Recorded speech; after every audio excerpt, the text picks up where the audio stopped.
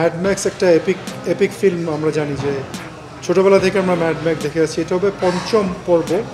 তবে এটার ইন্টারেস্টিং ব্যাপার হলো যে এই যে ফিউরিওসা, এটা কিন্তু আমাদের এর আগে যে ম্যাড ম্যাক্স ছিল, যে চতুর্থ পর্ব, সেটার প্রিকুয়েল। ওটা ছিল ফিউরি রোড মনে হয়। তো ওটার প্রিকুয়েল। তবে এখন যেটা রিভিউ দেখা যাচ্ছে, ফ্রেশ টমেটো যেটা আছে, ওখানে প্রায় 88%, আর IMDb-তে 8.8 মার্কিং এটা আছে। তার মানে এটা খুবই ভালো রিভিউ হচ্ছে। এবং এখানে একটা মেয়েকে কেন্দ্র করে এটা, এবং তার যে রিলেন্টলেস জার্নি, যে সে যে একেবারেই মানে হাল ছাড়ে না, এবং তার যে রিভেঞ্জ সে নিতে যায়, এবং তার যে জার্নিটা, এটা খুবই ইন্টারেস্টিংভাবে দেখানো হয়েছে।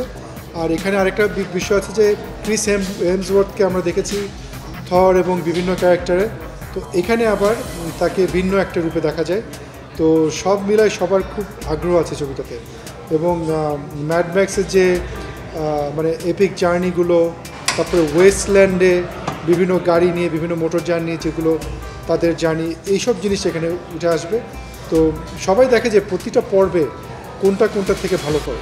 তো আমি যতটুকু শুনেছি যে এই ফিউরিওসা এটা খুবই ভালো করছে। বিশেষ করে এটা ফিমেল সেন্ট্রিক একটা ক্যারেক্টার, এবং যে সে একেবারে লাস্ট মিনিট পর্যন্ত সে গিভ আপ করে না, মানে এটাও কিন্তু অনেক ইন্সপাইরেশনাল এই ক্যারেক্টার থেকে।